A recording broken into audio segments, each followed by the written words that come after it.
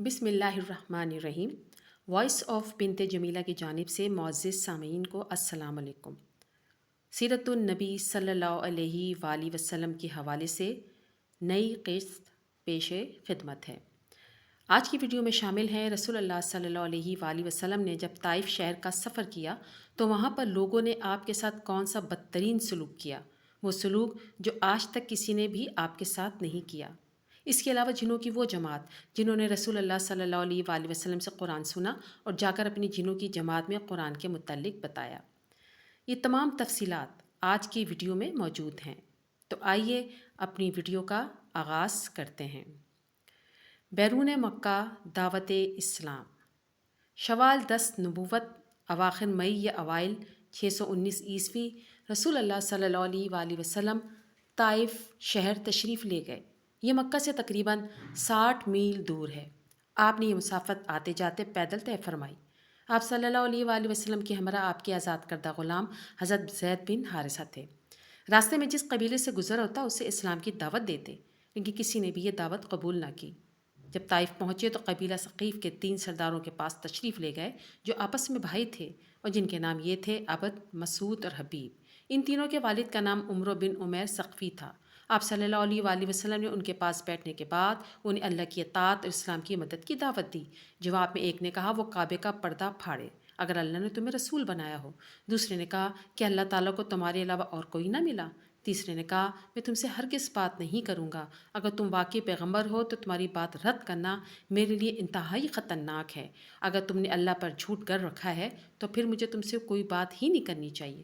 یہ جواب سن کر آپ صلی اللہ علیہ وآلہ وسلم وہاں سے اٹھ کھڑے ہوئے اور صرف اتنا فرمایا تم لوگوں نے جو کچھ کیا بہرحال اسے پس پردہ ہی رکھنا۔ رسول اللہ نے طائف میں 10 دن قیام فرمایا۔ اس دوران آپ ان کے ایک ایک سردار کے پاس تشریف لے گئے، ہر ایک سے گفتگو کی، لیکن سب کا ایک ہی جواب تھا کہ تم ہمارے شہر سے نکل جاؤ، بلکہ انہوں نے اپنے اوباشوں کو شہ دے دی۔ چنانچہ جب آپ صلی اللہ علیہ وآلہ وسلم نے واپسی کا قصد فرمایا تو یہ اوباش گالیاں دیتے، تالیاں پیٹتے اور شور مچاتے آپ کے پیچھے لگ گئے۔ دیکھتے ہی دیکھتے اتنی بھیڑ جمع ہو گئی کہ آپ صلی اللہ علیہ وآلہ وسلم کے راستے کے دونوں جانب لائن لگ گئی۔ پھر گالیوں اور بدزبانیوں کے ساتھ ساتھ پتھر بھی چلنے لگے، جس سے آپ صلی اللہ علیہ وآلہ وسلم کی ایڑی مبارک پہ اتنے زخم آئے کہ دونوں جوتے خون میں تتر بتر ہو گئے۔ ادھر حضرت زید بن حارثہ رضی اللہ تعالیٰ عنہ ڈھال بن کر چلتے ہوئے پتھروں کو روک رہے تھے، جس سے ان کے سر میں کئی جگہ چوٹ آئی۔ بدماشوں نے یہ سلسلہ برابر جاری رکھا، یہاں تک کہ آپ کو عتبہ اور شیبہ ابنائے ربیعہ کے ایک باغ میں پناہ لینے پر مجبور کر دیا۔ یہ باغ طائف سے 3 میل کے فاصلے پہ واقع تھا۔ جب آپ نے یہاں پناہ لی تو بھیڑ واپس چلی گئی اور آپ نے ایک دیوار سے ٹیک لگا کر انگور کی بیل کے سائے میں بیٹھ گئے۔ قدر اطمینان ہوا تو دعا فرمائی، جو دعا مستضعفین کے نام سے مشہور ہے۔ اس دعا کے ایک ایک فقرے سے اندازہ کیا جا سکتا ہے کہ طائف میں اس بدسلوکی سے دوچار ہونے کے بعد کسی ایک بھی شخص کے ایمان نہ لانے کی وجہ سے آپ کس قدر دل فگار تھے، آپ کے احساسات پر حزن و علم اور غم و افسوس کا کس قدر غلبہ تھا۔ آپ نے فرمایا یا الہی میں تجھ سے ہی اپنی کمزوری و بے بسی اور لوگوں کے نزدیک اپنی بے قدری کا شکوہ کرتا ہوں۔ یا ارحم الراحمین تو کمزوروں کا رب ہے، تو ہی میرا بھی رب ہے۔ تو مجھے کس کے حوالے کر رہا ہے؟ کیا کسی بیگانے کے جو میرے ساتھ تندی سے پیش آئے، یا کسی دشمن کے جس کو تو نے میرے معاملے کا مالک بنا دیا؟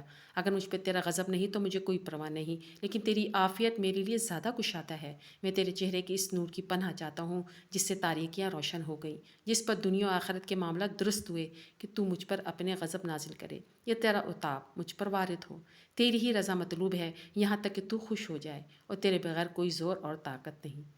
ادھر آپ کو ابنائے ربیعہ نے اس حالت زار میں دیکھا تو اس کے جذبہ قرابت میں حرکت پیدا ہوئی۔ انہوں نے اپنے عیسائی غلام کو جس کا نام عداس تھا بلا کر کہا اس انگور سے ایک گچھا لو اور اس شخص کو دے آؤ۔ جب اس نے انگور آپ کی خدمت میں پیش کیا تو آپ صلی اللہ علیہ وآلہ وسلم نے بسم اللہ الرحمن الرحیم پڑھ کر ہاتھ بڑھایا، کھانا شروع کیا۔ عداس نے کہا یہ جملہ تو اس علاقے کے لوگ نہیں بولتے۔ رسول اللہ نے فرمایا تم کہاں کے رہنے والے ہو، تمہارا دین کیا ہے؟ اس نے کہا میں عیسائی ہوں اور نینوا کا باشندہ ہوں۔ رسول اللہ نے فرمایا اچھا تم مرد صالح یونس بن متی کے بستی کے رہنے والے ہو؟ اس نے کہا آپ کا یونس بن متی کو کیسے جانتے ہیں؟ آپ نے فرمایا وہ میرے بھائی تھے، وہ نبی تھے اور میں بھی نبی ہوں۔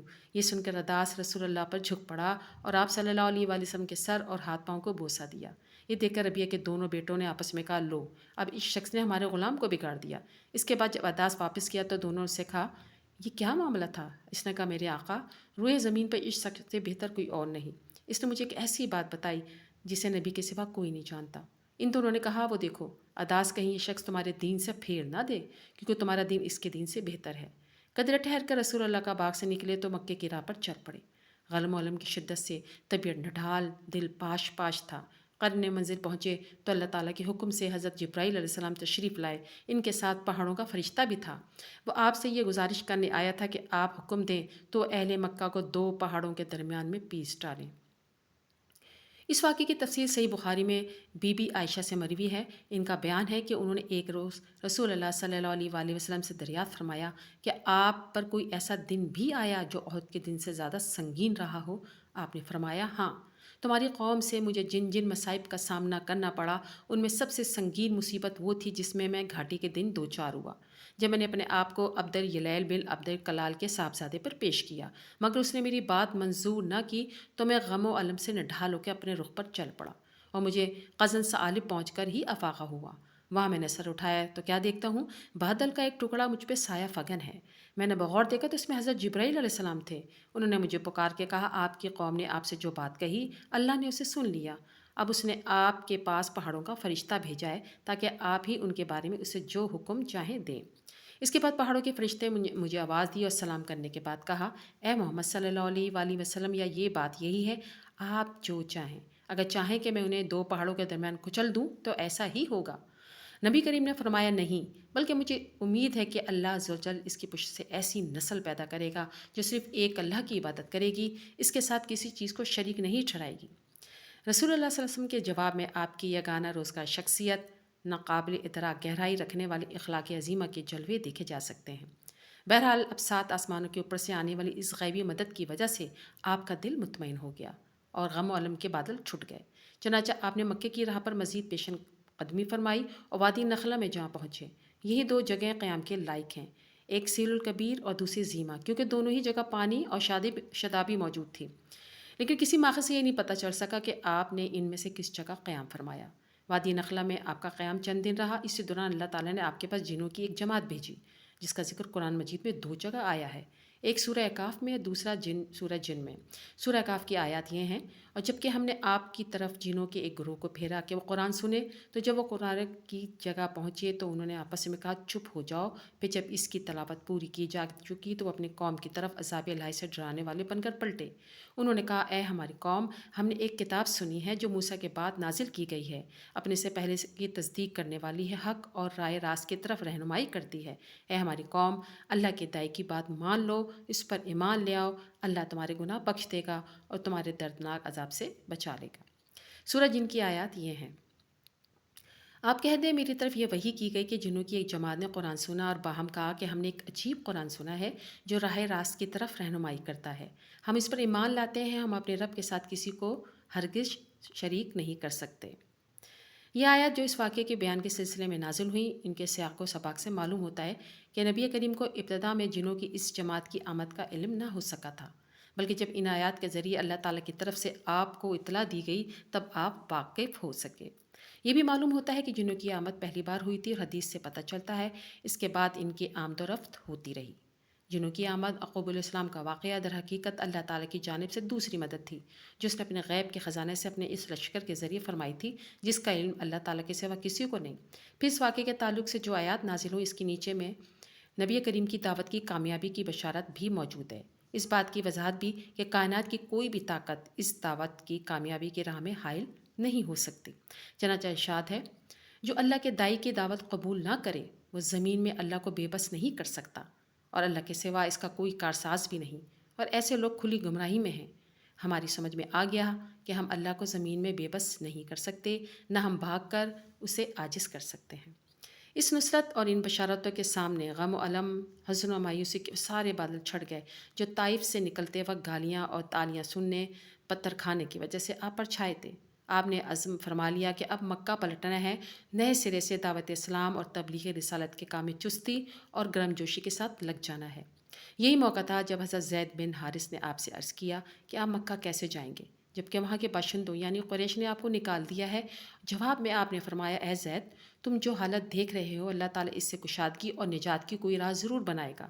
اللہ یقیناً اپنے دین کی مدد کرے گا اور اپنے نبی کو غالب فرمائے گا۔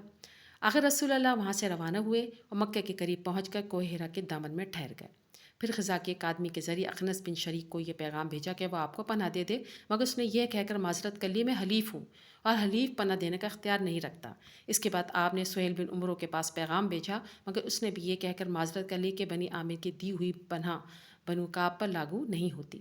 اس کے بعد آپ نے متم بن عدی کے پاس پیغام بھیجا۔ متم نے کہا ہاں، اور پھر ہتھیار پہن کر اپنے بیٹوں اور قوم کے لوگوں کو بلایا اور کہا تم لوگ ہتھیار باندھ کر خانہ کعبہ کے گوشوں میں جمع ہو جاؤ، کیونکہ میں نے محمد صلی اللہ علیہ وآلہ وسلم کو پناہ دے دی ہے۔ اس کے بعد متم نے رسول اللہ کے پاس پیغام بھیجا کہ مکہ کے اندر آ جائیے۔ آپ پیغام پانے کے بعد حضرت زید بن حارثہ کو ہمراہ لے کر مکہ تشریف لائے اور مسجد حرام میں داخل ہو گئے۔